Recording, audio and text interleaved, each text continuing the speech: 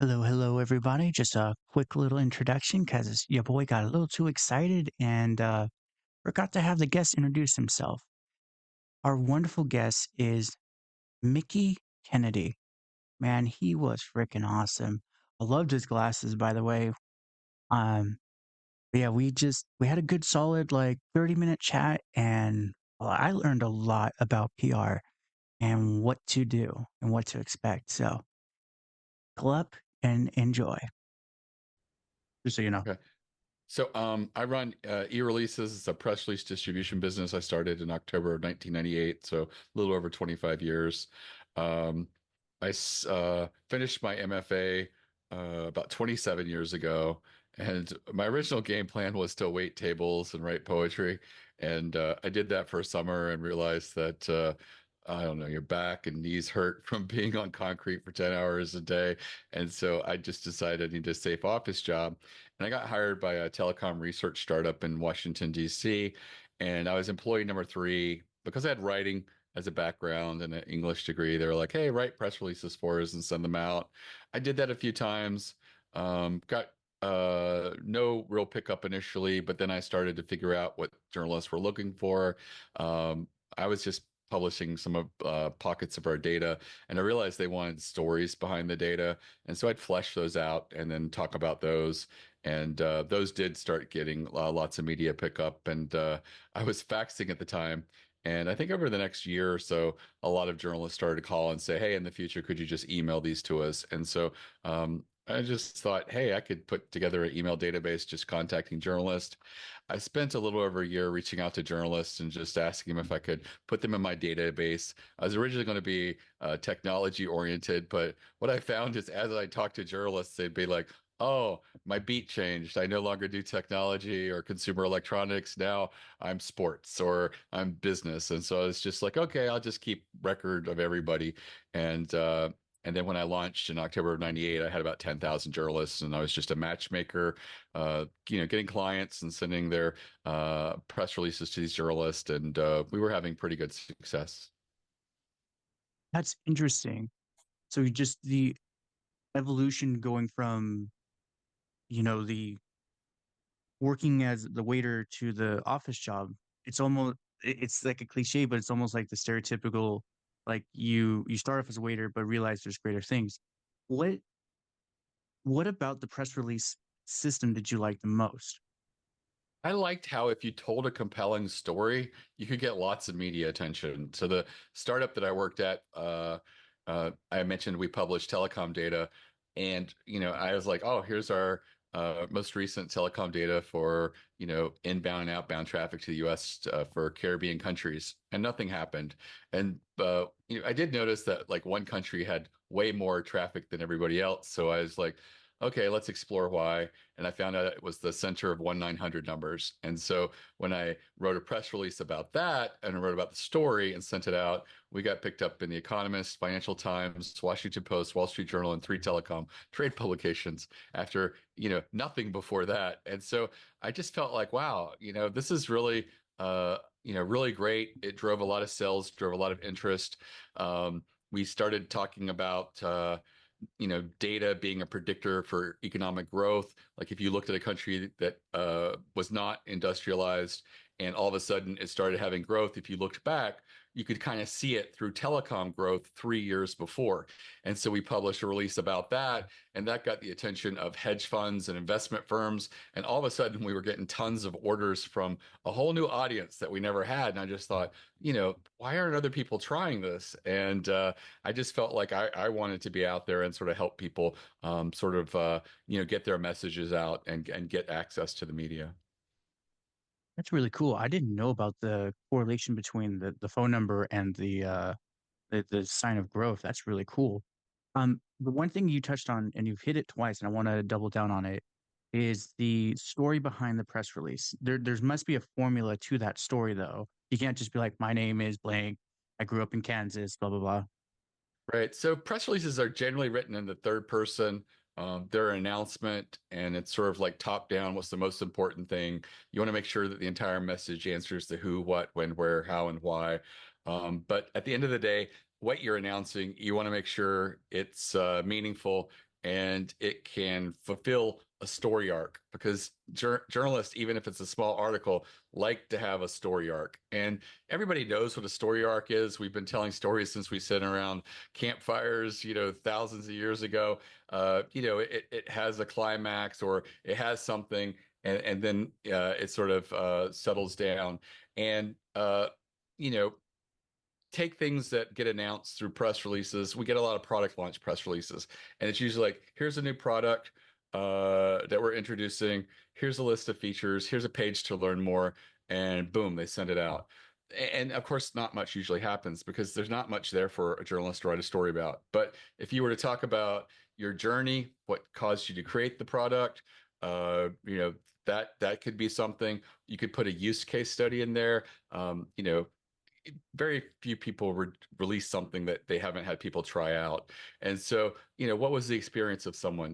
This was a company that was losing 12% a year, and not profitable, but they used your logistics solution. It made them more efficient, and all of a sudden, at the end of the trial, they achieved a 9% profit rate, which is just phenomenal. And then you have a quote by them, and so a journalist looking to cover this would say, "Oh, I have an audience." Is this important enough that they would either entertain or educate them? And ideally both. And they're like, oh, well, this is an interesting product. We've got a great little story that illustrates its value. Yeah, that would attract a journalist. And so many people think about it as we've got this product, we want to sell more. So let's just list the product, list features, but they don't think about the needs of the journalist and the need for there to be enough elements for them to create a story. Yeah, no, that's very true. I think about it, I don't personally read a lot of press release, but the few I have, it's usually the compelling story where it was like the underdog CEO. Like I couldn't find a product, so I made it myself, and it was just like, oh wow, okay, cool thing. Yeah, I mean, personal stories and journeys are really important. I mean, there's a reason that everybody that appears on Shark Tank usually opens with their personal story where they're vulnerable or, they're sharing an obstacle or, what inspired them to create the product or the company. And, the reason for that is it really just sort of immediately creates a human interest element. There's this immediate empathy that you feel for the other person, and it really helps to humanize them. And that story and that journey and that arc is an important element to a lot of people's success in getting people interested in them and interested in covering them. Yeah. So I'm just curious, one thing that I've been thinking about, and I'm sure you get this a lot with your press releases, is the new AI startups. How do you help them find people in correspondence for like a press release for a, let's say, like a, if you talk into this app, it'll transcribe what you say and then give you an AI summary. How would something like that work with your mechanics and stuff? So, I mean, if you're looking for us to write a release, what we try to do focus on is, uh, what what is unique about your product or service? What's your story of creating the company, and what's your unique selling proposition? What do you do that's different than everybody else in the marketplace? What you talked about using AI to transcribe it. I think I know of like 14, 16 companies out there that do it. And I've used one with Zoom for I think almost 2, 3 years, and it's done a great job. So I would think if you're entering that marketplace with AI, based on what you described, they're not doing anything new, and I don't think a journalist would be attracted to it. But if there was an element that they were doing something different, or they had their own different spin on it, is that spin important enough to interest an audience that journalists represent?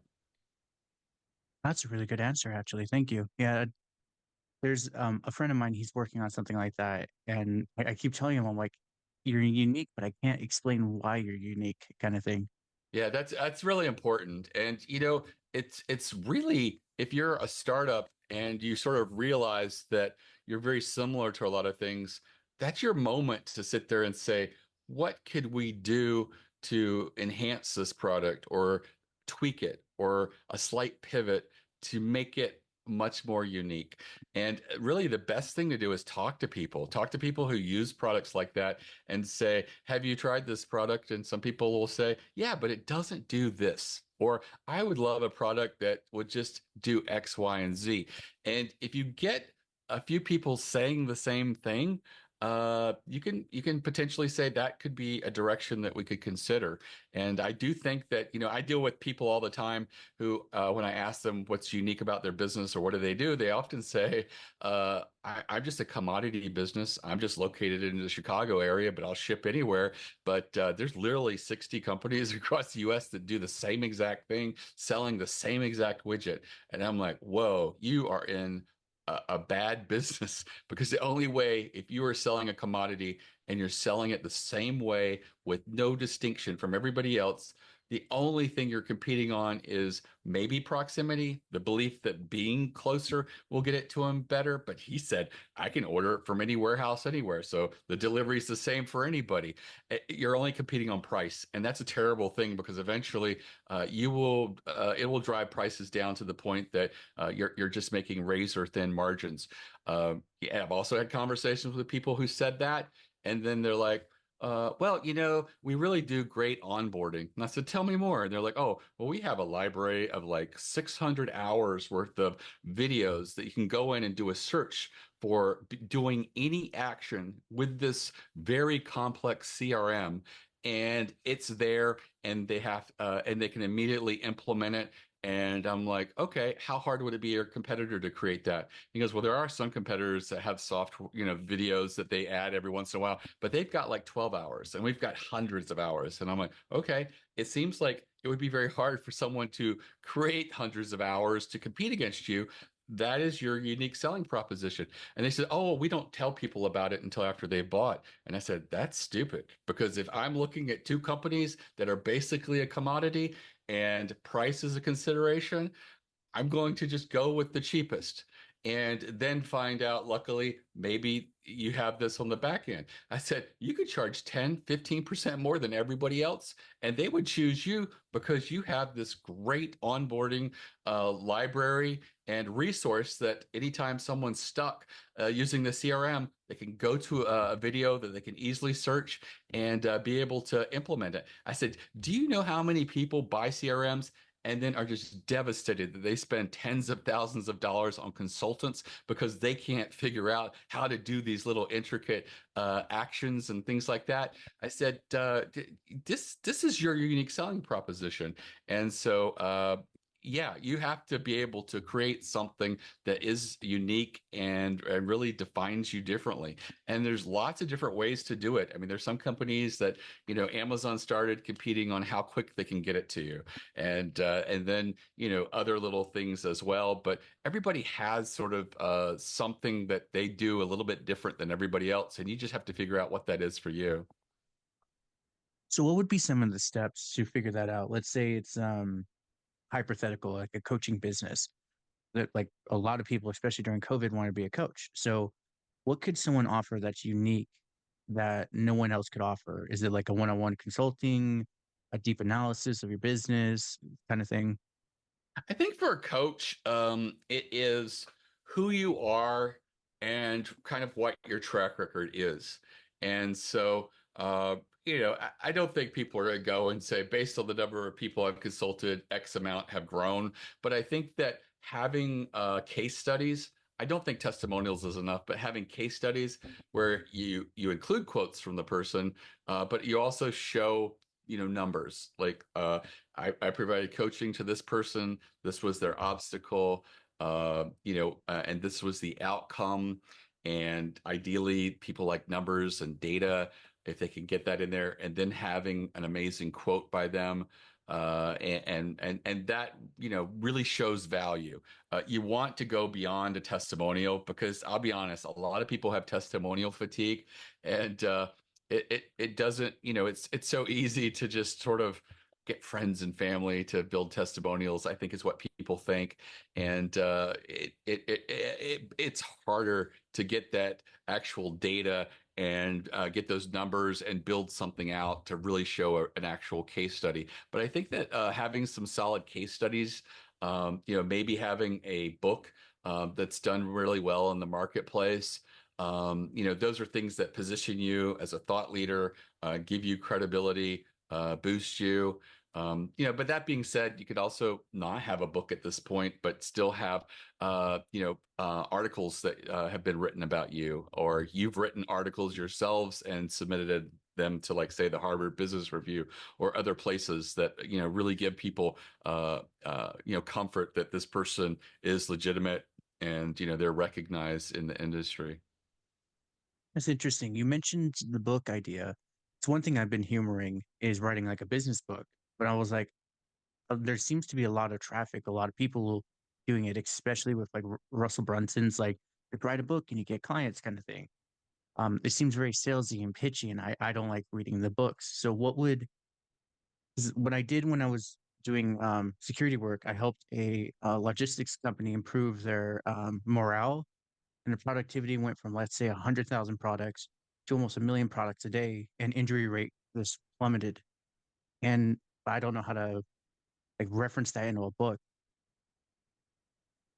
So, I think that you kind of have to, if you're going to write a book, position yourself different from all the other books out there in the marketplace. And I think, show a distinct um, point of view. You're adding something, and you're not just sort of building on what's already out there. I mean, you can build on something and grow from it, but I think the people who do are the least successful are those that sort of just get basic information spit out through either AI or a ghostwriter, and they're really not writing about something that is completely different than everybody else has ever talked about in the marketplace. So, yeah, what's your edge? What's your little thing? And so I wouldn't recommend people writing a book unless they have that, or maybe you just kick the can a little bit until you figure that out, what your little edge is. Okay. But I do think that books do work.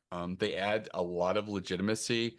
They can be self-published, but you do want to make sure that you are uh, giving something of high value. And I think one of the easiest ways to look at that are look at books that have mattered and have generated, many, many hundreds, or if not thousands, of Amazon reviews. Uh, they usually have a hook, something that is sort of like overarching theme, but then they get in there and they give you solid anecdotes. They give you solid um, uh, information. I a long time ago, because I started this business as a poet, I didn't have a lot of marketing experience, so I bought a marketing book online. It was about teaching me how to do AdWords, and it was with Perry Marshall. And I bought the book, and then he also had an upsell for the audio book. It was just an MP3. It wasn't through Audible or anything at the time. And so I did that, and I meant to listen to it. I meant to read the book. And then I started getting this autoresponder where each day he was feeding me little gems. And I'm like, God, this guy's so smart.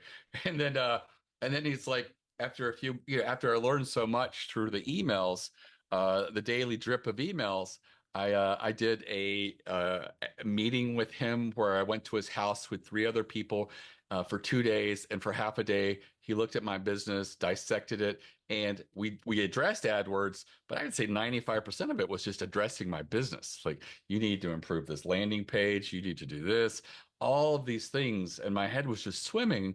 And then he's like, "Oh, I also have a marketing mastermind of, like, 14 to 16 people that we meet 3 times a year." And I was like, "Yeah, I joined that. I got so much out of this whole experience." And then later he told me, he said, I said, I am kind of embarrassed, but I keep feeling like I have to go back and either read your book or listen to your audiobook. And he goes, "Let me guess." He goes, "You got my emails, and then that's what got you into action, and you learned a lot." And I said, "Yeah." He goes, "My emails are the book." He says, "People don't read. They're not good. A book is intimidating. Very few, a lot of people buy it intending to do it. Very few people read it." And he goes, "So I just give people the book broken down in autoresponder series." He goes, He goes, you can get on my autoresponder series, never even buy the book, and you'll learn the same thing that's in the book. And he's just like, and he goes, and then there are people who then will get everything. And he goes, a natural progression is then video. Do a bunch of videos, give the book away for free. And he says people will watch the videos and then go still buy the book. And he says, and then they'll still want to work with you. They'll like, I've learned all this. I want someone else to implement it. And he says, he goes, I give all my secrets away. He goes, I don't lock them away. And then once you pay a big fee, he goes, I give it all away freely. And he goes, and some people just, they're not going to read the book. Some people aren't going to listen to the audiobook. Some people will read the autoresponders because it's a very small commitment. Each day you get a little email with such a strong nugget. And I do imagine that it's a bridge. Well, yeah, that it is a bridge. That it's not the exact literal book, but he's condensed it. And then from there they go on and do other things with him. But he says he's got some people that then want to say, I've read all this, but I don't want to actually implement it in my business. I want to just hire someone. So at the time he was working with someone, he would just pass you along to them. And so I think that that speaks to the value of what you have to communicate. I've read books from experts where I felt like they were holding on to all of the value, and they were just giving you anecdotes of people they've helped and principles, but no real tools, no real resources, no real actionable tips. And that works for some people, but for me, I give all my stuff away. I mean, I have a free masterclass on my website at ereleases.com/plan, where I have an hour-long video masterclass for free. I give people the best secrets in PR, the types of press releases that work in and out. And I've had so many people say, I don't get it. Why do you give this away? I'm like, if you learn how to do amazing releases, you're going to do them. They're going to work, and you're going to keep at it. And so that's my goal. And I want to get my customers to do better, more strategic releases and have more wins. And I think that going to back to coaching, I think that if you're going to write a book, I think it has to have actionable things that can make a difference in someone's life. And for a lot of people, there is a hook. It's something that is very meaningful that they found a pattern with many people that they've coached. And in that pattern, it is this, and this is how they want to approach it. Maybe it's a metaphor or something like that. And I think that's kind of how a book sort of coalesces from, becoming an idea that you can then start to implement and start to build out. So it sounds very similar to a press release. You have to think of the book, the unique proposition, the angles, how to, yeah, you could use, like, let's say you use Jordan Peterson's style of explaining, although that's very long at times, but more elegant and long and poetic, but then you're maybe more blunt like David Goggins. So that's interesting. The correlation between the press release style and reading the book. Yeah, I think it goes back to, again, we all want stories and we all want information and we all want to, I think, either be entertained or educated. And I think some of the best content does both. And especially, if you're in business and you're doing a book, in a business book, you definitely want to focus more on the education than the entertainment, but you can't ignore that because if you're just all facts and tips, it can be kind of dry. And I think that's where sometimes putting anecdotes, making it personable so you can kind of envision things and stuff like that. I think that can make a huge difference.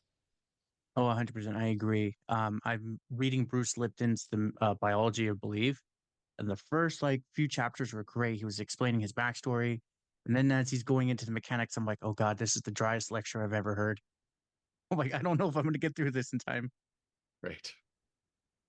Um, is there anything in particular I might have missed that you want to talk about? I guess the big thing is that when you do press releases, you do want to make sure you're doing strategic ones that are important. If you look at the world of press releases out there, and even the releases that we normally get, not more than 90% of them don't generate any earned media. And that's what we call it when a journalist writes about you. And so you just have to be careful that when you write releases, you're not looking at what other people in your industry are sending press releases off because the majority of them aren't helping them. And so you kind of really want to focus on the ones that are meaningful, the ones that, focus on unique selling proposition, the ones that incorporate story, the ones that, introduce data and put data in there. Even doing a survey or a study within your industry is a slam dunk, easiest way to get earned media and to really position yourself as an expert in your industry in a way that you don't even have to be an author. I've had companies who were one in particular is almost a link farm, and they would do top 10 rankings of lots of verticals in lots of spaces, like top CRM for salespeople, top software for architects, and all these different verticals. And it felt to me like a link farm. Years ago, they started doing surveys for each of these little verticals, and after Hmm. doing that for a few years, they they on average they got 8 to 14 articles for every press release they did, all going back to that one little vertical, drove their SEO up. Everybody in the industry knew about them, and today they get approached repeatedly by all these different industries to say, "Can you give us a comment on this space? This just happened, this merger or this thing." They have established themselves as experts just by using PR and getting that word of mouth out there, that huge credibility, and has been really meaningful for them. And at the time, years ago, they were doing 30 plus of these surveys a year for each of these little verticals, and they were doing them annually, and it worked out really, really well for them. They are, known as big deals now, and people pay a huge premium to be considered for these rankings and stuff like that. So it really shows that with media attention, it elevates you and really puts you out there as someone to trust, because it gives a signal of trust to people when people write about you in the media, and it really helps to increase conversions, drive interest, drive traffic, drive sales, and that's really amazing. And again, for anybody who's thinking about PR, I would recommend the first place to go to is that free masterclass at eReleases.com/plan, PLAN. Again, completely free. It really is very digestible, less than an hour. You're in and out, and I guarantee you'll come away probably with a brainstorm of half a dozen ideas that you could do that would do strategic types of press releases for your business, that would result in definitely not a 90% failure rate as opposed to what so many releases do. That's really cool. Yeah, I'll definitely link that in description for everyone too. It's been an absolute honor and a pleasure to chat with you. I learned so much today. It's great talking with you.